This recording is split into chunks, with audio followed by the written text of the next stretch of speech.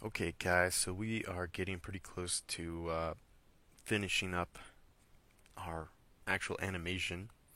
A few things on our to-do list are create an introduction and throw in a replay button, add sound, and we should be pretty much done after that, except for maybe some fine tuning. So let's recap what we have so far. We have a walk cycle from Sally Rex, walking through a moving background in Paris.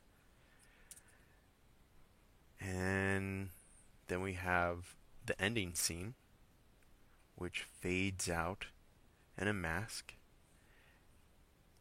And in this example that I made here, I played a little bit further with masks and created a mask animation that revealed the text Finn, you know.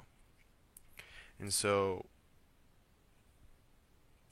really we just need to create an intro and add a button to this. So in this video, I'm going to go over creating an intro. So let's get started.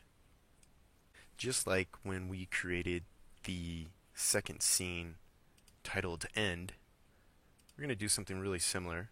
We're going to create a new scene over here in our scene dialog box right here.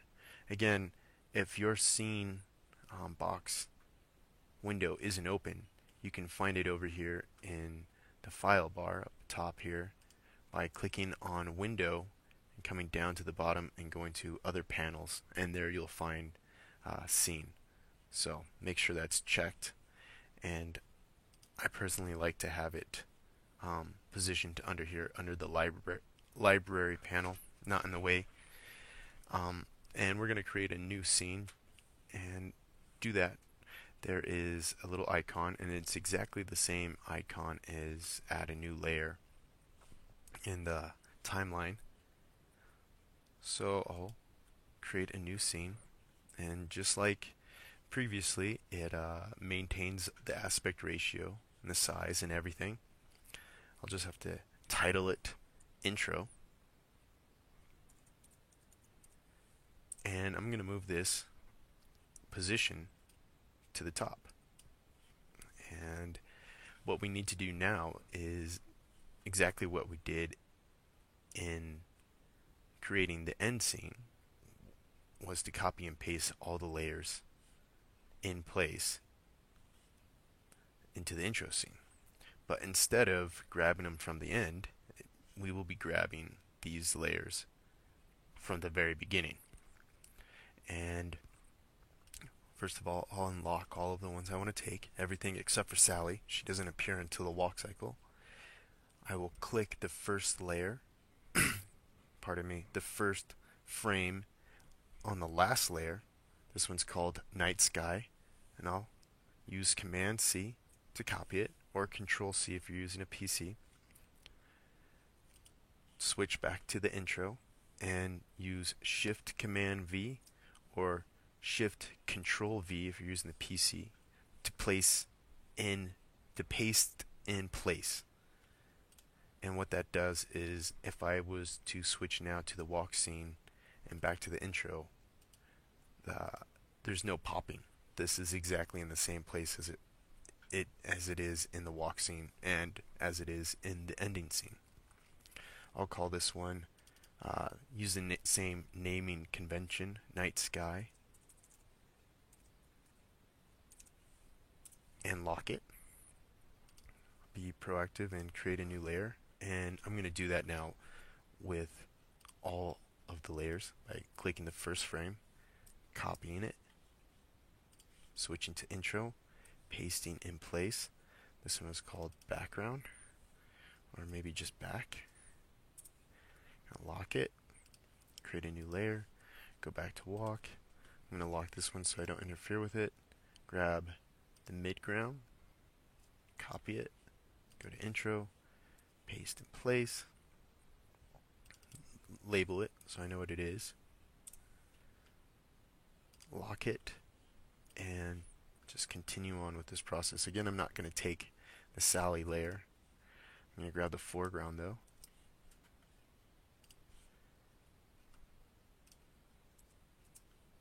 making sure that I give it a new layer.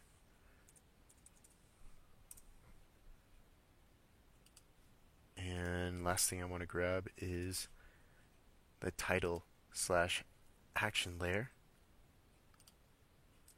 Copy it, paste it in place, label it,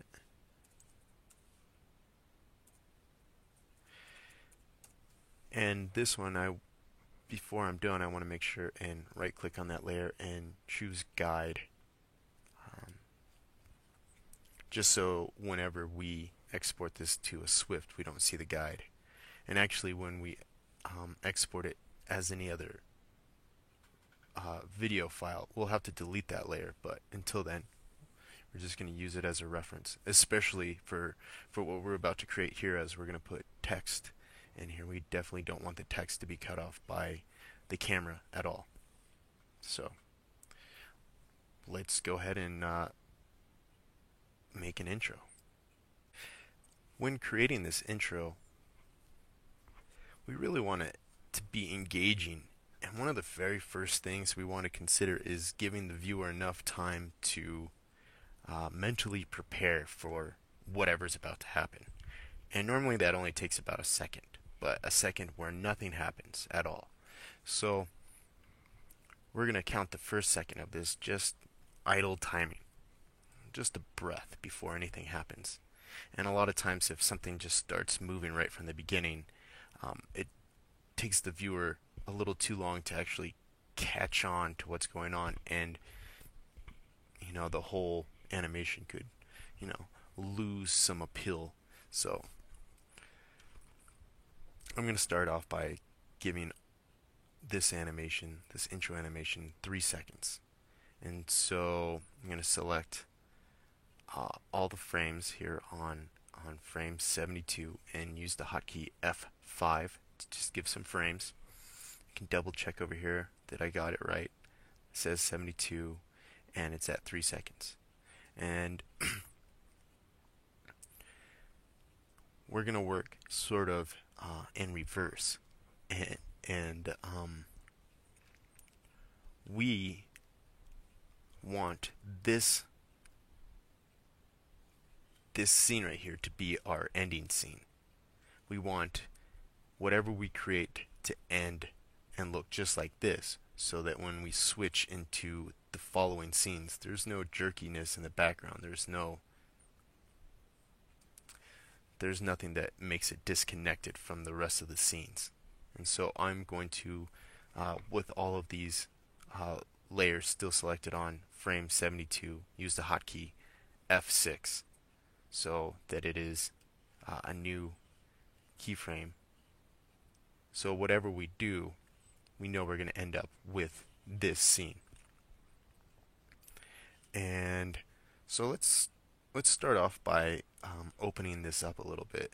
And one thing that I would like to have done in here in this particular animation is maybe have a moon rising, and as it rises over the city, maybe it gets a little bit smaller, but as it does, it also maybe reveals some text, the title to this animation. And then I kind of envision the scene sort of coming together. So one thing I would like to do is adjust the scene on the very first frame to look differently. So what I have in mind is I'll start here with, we're not going to change the night sky. That's always going to stay consistent. And let's start with the foreground. So I'll grab that frame and use the free transform tool or hotkey Q. We'll make it a lot bigger. And I'll bring it down to something like this. Go ahead and lock it. The midground, I will actually make that some pretty big. I'll make it bigger too. Holding down shift when I increase the size, just to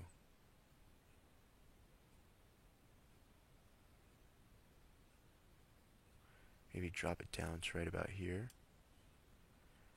lock it, and then maybe zoom in a little bit. Do that to the background too. Lower it a little bit. Lower it. Make it bigger.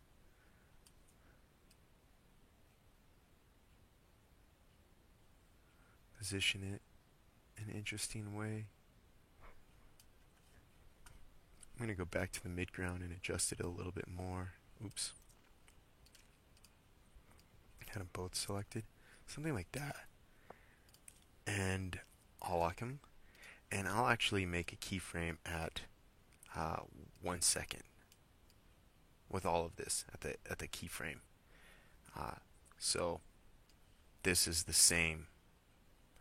And so it doesn't move for a whole second. Nothing happens for a whole second. And then it eventually moves. And we can animate this with tween so it's nice and subtle. Eventually moves to this right here. So now I want to create a animation that takes about 2 seconds for the moon to rise. So from frame 24 to 72, I want the moon to rise. And I want that layer to be in between, of course, the night sky and the background, because it'll look more realistic that way. And I'll title it Moon and lock it. No, I won't lock it. And I will create a keyframe here, and you can do it one of two ways. You can use F7, it creates a blank keyframe, and that means that there's nothing in there. It's just an empty keyframe, meaning that if I do put something in here, this will still be empty. You can also use F6, and it'll create the same thing because there's nothing in there. And now I want to create a moon. So we can get kind of creative with the way we create a moon. And the way I like to create a moon is I think of the crescent moon. So I'll use the oval tool, and all I really need is a stroke, so I can delete the fill over in the properties of the oval tool. And since I want to look pretty, have some character, I'm not going to hold down shift, but I am going to make 2 circles. I'm going to make 1 circle and then make the other circle like this. And the reason why is that when I go to my selection tool, I can then delete those 2 lines, and there you go. I have a crescent moon, and maybe I'll go in here and make some adjustments to it, just so it doesn't look so perfect, and maybe pairs better with the look of the style of our animation already. Say you go too far though and you get something like that, you can always come over here with all selected. You want it all selected. Wait, let me get rid of this little tab. With it completely selected, I can come over here, and I have these 2 options down at the bottom. Make sure you're on the selection tool. It's selected. You have these tools down at the very bottom. That one says smooth and one says straighten. And if I click it once or a couple times, it actually smooths my shape a little bit. Or if I hit straighten, it actually straightens it. So that's one way to adjust shapes that way, especially if you get something going on like this. And I might actually step back a few steps because this is getting pretty distorted. Maybe I can fix it. Actually, that looks pretty good, but an example is I'll double click it and smooth it out a little bit. And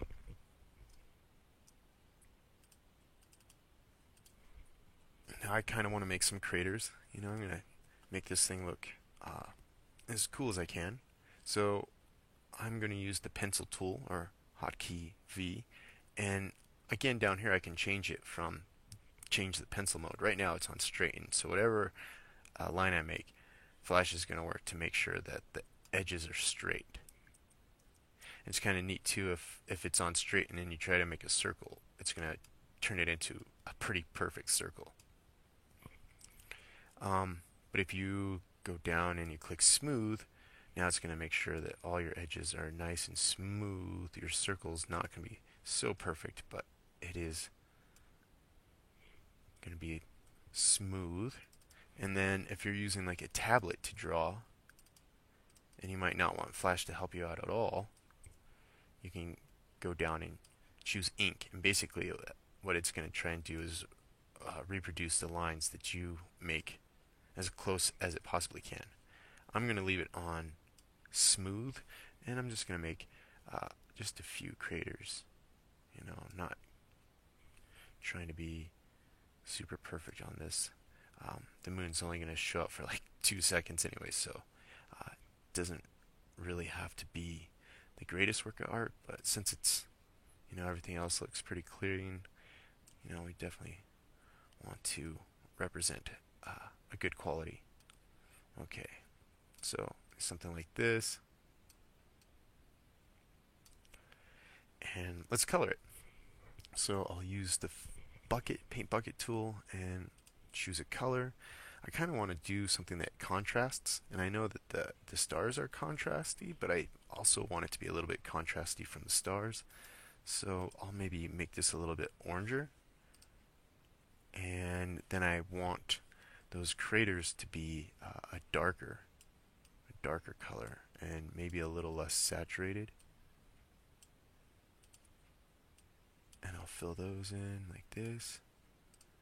And maybe those are just too dark, so play with it a little bit. How those look? It's pretty dark still. Yeah, I like that a lot better. And you can get pretty crazy with all this stuff. And but for now, I'm just going to leave it like this and delete my lines. You know, one thing I can do is put a gradient on here. Maybe I'll try that. See how it works out after I get rid of all these lines. So yeah, let's create a gradient, and I'm going to make a radial gradient and start off taking a swatch from the moon that's already there. And I'll make the outside a little bit darker, just ever so much. Go ahead and fill it. Again, that little trick with the gradient tool selected is if I guess it's small enough, but you can switch it and get it directly if I go to linear and then go to radial, enlarge it a little bit, and I'm going to say that this outer edge is getting most of the light. Something like this.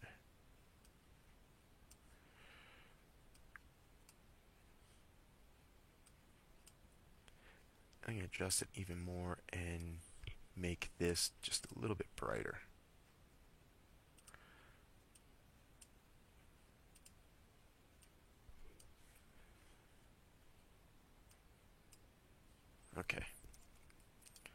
Okay, I'm going to pause right here just so this video doesn't turn out to be half an hour, and pick up on the second portion of throwing this whole scene together. So, see you for the next portion of this video on creating the intro scene.